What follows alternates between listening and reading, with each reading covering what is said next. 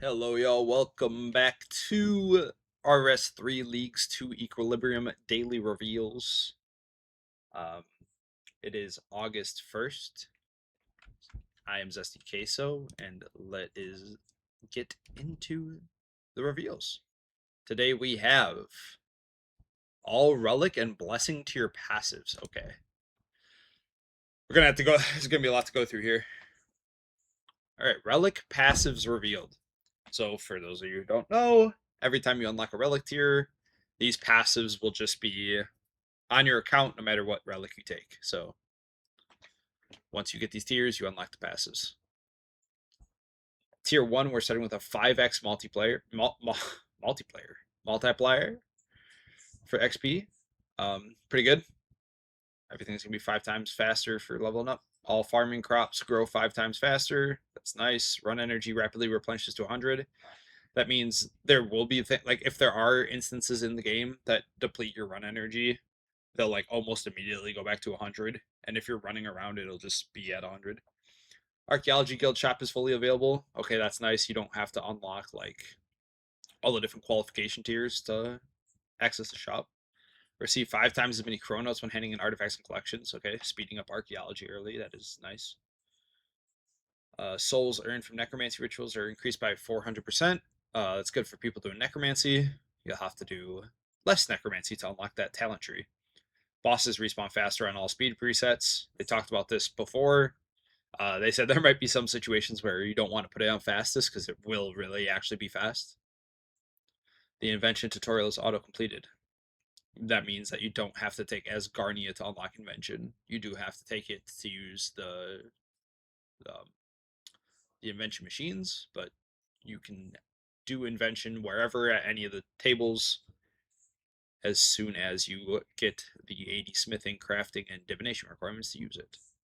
At tier 2, we get 8x XP multiplier. Thaler quantity earned is 10x. Probably doesn't matter too much. People might go for like some of the skilling outfits, but for the most part, that's not going to matter. Rare items are 2 times more common, so if you're planning on doing any sort of PVM, make sure you don't do it until at the very least tier 2, because you're going to get rare items way more often. Slayer points and Reaper points are multiplied by 5x when completing tasks. That's super nice. I believe a mod confirmed that Reapers are not changed. Like the weekly limit is not removed. I believe it caps at 300 a week right now. Is how many Reaper points you can get. So this should mean, as long as they don't bungle up the system, that you should be able to get 1,500 Reaper points a week during the league. Hopefully they don't forget to remove that and you get like 300 5 times faster, because that would kind of suck. Heart of Gillinor, Menaphos, and farming reputation gained is multiplied by 4x. That's nice for hitting those reputation thresholds for probably mainly Menaphos. Archaeology lore pages are 30% more common. That's good. I think you need some of the lore pages to access certain areas of dig sites, so you'll just get those quicker. Tier 3, where applicable skill cape perks except defense are passive as long as you have the level. That's super nice. So as soon as you hit a 99, you're just going to be getting those skill cape perks passively, as if you put them on like the Anachronia stand, if you are familiar with that. When defeating enemies, there's a 10% chance to obtain 8x common or uncommon invention materials. Okay, that's super nice. That's very nice. Um, if you're familiar with the scavenging perk, I'm pretty sure this is a more often chance to proc it, and it's 8 materials instead of normally you could only get up to 4. So we're all going to be basically at tier 3 playing as if we have scavenging 8 on all of our stuff, which is very nice. Tier 4, we get a 12x XP multiplier. Rare items are 4x more common. So this is really where like items start to be more common in PVM. I'm already seeing that in the next 3 tiers, it goes up and up and up. So realistically, the longer you hold off PVM, the better. I see that it goes all the way up to 10x more common, which is insane. You go like anywhere, you're going to be getting a drop like every few kills, which is awesome. That's very fun. You don't have to have these times where you're just stuck at a boss grinding and grinding. I want to say last league, I'm not 100% certain, but I think it capped at like 4 times more common. So the fact that we're getting 10 times more common is nuts. You're just not going to have to farm bosses to get the items you want for very long. Uh, we unlock all items on the tool belt. Okay, that's nice. Tier 4. So even if you don't take Wildy, that should mean that you get like the Charming Imp and the Bone Crusher. You'll get the Seed Aside. Yeah, lots of good things on the tool belt there. When defeating enemies, there's a 20% chance to obtain 12x common. Okay, I didn't even look, but this gets more crazy. We're basically going to have an absurd amount of common and uncommon invention materials. So 20% chance at a 12x materials. That's crazy. Kill count's no longer required to enter God Wars dungeon encounters. That's super nice. Kill count no longer required for Heart of Gillinor, which is Elite or God Wars Dungeon 2. You don't need Ascension Keystones for Legiones, which is super nice. Keys to the Crossing are no longer required to fight the Magister. Okay, so they're just removing like kind of a lot of the things that have requirements that go in and access the boss, which is cool. Tier 5, rare items are 6 times more common. You can swap spellbooks and prayers at the League Sage. Okay, that's nice.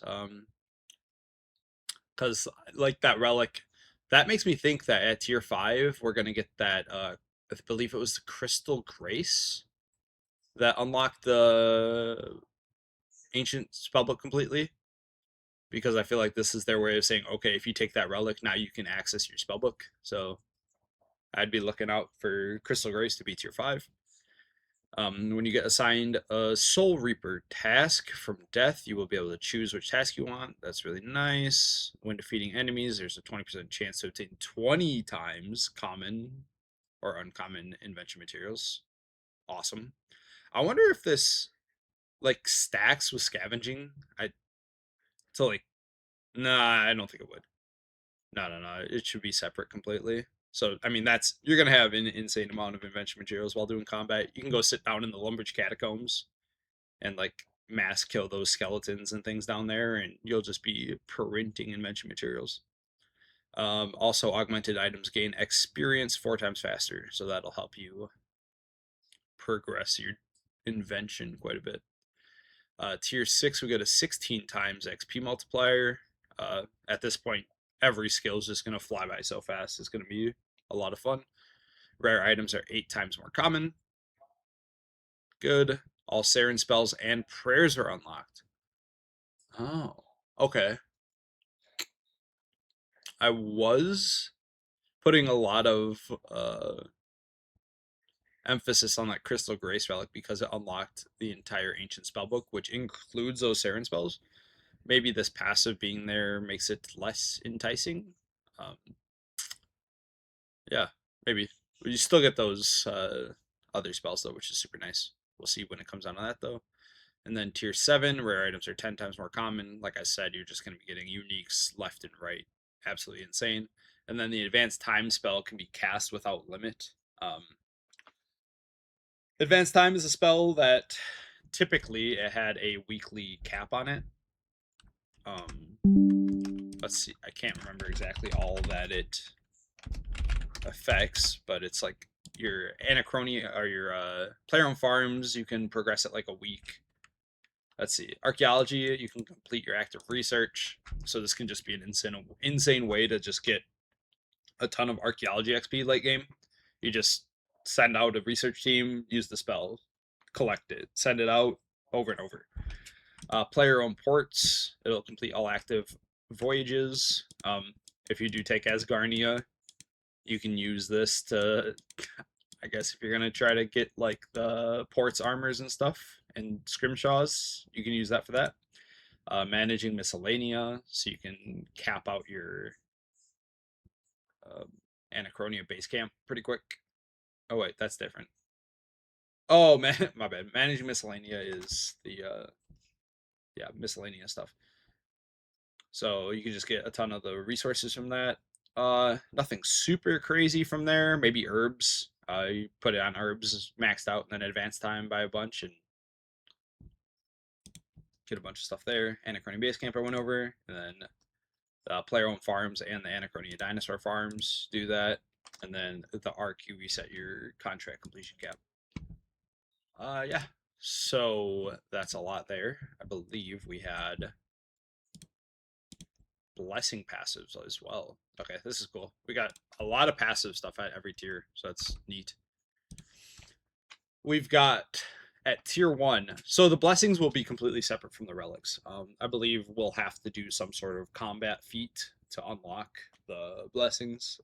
Similarly, in old school, there was a system where there was like kill hill giant to get your first one, and then kill scurrius to get a point, and then blah blah blah. So there's like a bunch of like combat related tasks, and each one would unlock a tier.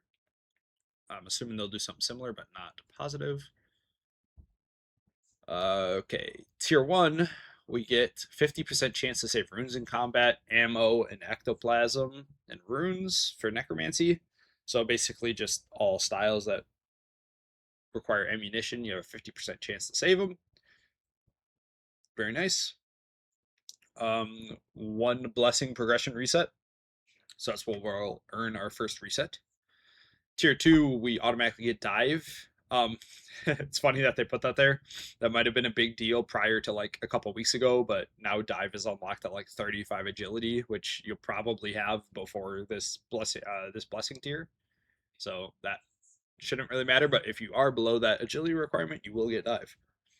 Your attack range for all combat styles increased by 1 tile. Okay, that's super nice. Makes it so that if you're using melee, everything's 2 tile. If you're using a halberd range weapon, it would be 3 tile. It makes melee just easier to use. A lot of times it can feel like melee is tough and kind of just annoying to use because you have to be in melee range, which is 1 tile usually, but this kind of alleviates some of that. And the max range is capped at 10 tiles. So they must have that down. And maybe there's a bow or something that you can attack from 10 tiles away, so it would not go above 10. Tier 3, it's 75% ammo save for those styles. All movement ability cooldowns are reduced to 4.2 seconds. That's important to look at. It doesn't reduce it by 4.2, it reduces it to 4.2. So like dive, surge, all those will be down to 4.2 seconds. It might even make it so that double surge is pretty irrelevant to go get, because if you surge and dive, that's 1.2 seconds out of the 4. You'll have like barely any downtime. If you want to move insanely crazy style, I guess you can do that, but not too bad. Granted Nature's Rune Pouch, is that an item? Or is that just like a league specific thing?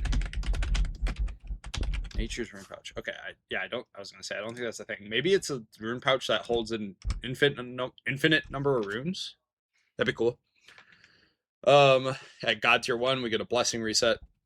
Makes sense that there's nothing too crazy on there because you really aren't doing anything post tier 3 to unlock that. It's just making your decisions. So when you hit tier 3, that's basically another blessing reset. So we're getting plenty of those, it looks like. Tier 5, all Wars Wares rewards are unlocked. So I'm assuming that means like that whole shop where like you can use the altar to redo your prayer. You probably unlock both boss portals. You get the adrenaline crystal without having the KC, all that sort of stuff. Your maximum adrenaline is increased by 25%. Okay, that's neat. There's that tier 1 Zami blessing where you get 50% more adrenaline, so you could be at 175, and then can't remember what the investment set increases it by, but that's another like 10-20% maybe. So you could have like almost 200% adrenaline probably in this league, which is crazy. Tier 6, Godbooks, Scriptures, Grimoires, and Scrimshaws no longer use charge. Okay, that's cool. You just get the Godbook and you don't have to worry about recharging it, which is very nice. Your equipment will no longer degrade. Probably by the time you hit tier 6, that's probably not going to be too relevant anyway, because you'll probably have your stuff augmented, so you'll be using charges instead of actual charges. I guess it'll matter for like helmets and gloves and boots, so it's nice. Tier 7, you're going to get 95% ammo save, so you'll be using darn near no ammo when doing combat. And then at the God Tier 2, again, another blessing. Reset. So it'll be 3 blessing resets in total, a lot of ammo save at the end, and some other just pretty nice quality of life things along the way. Big things to take out of that will be 1 more range for combat styles. I was talking about melee, but this actually helps necromancy quite a bit too, because necromancy is pretty short range style, so that'll be nice for that. And then the movement abilities being reduced is huge. Max adrenaline's nice. War's shop, and not having to charge your god books. So I believe that's all we have for you today. Actually, before I forget, let's go check the FAQ and see if anything has been added there. Looks like it has not. So that being said, thanks for watching. Appreciate all the support. Videos are doing good views. Nice to see that. It's motivating. Leave a comment down below. Tell me what you're looking forward to the most in leagues this time around. That's where we'll leave it, and I'll see you tomorrow.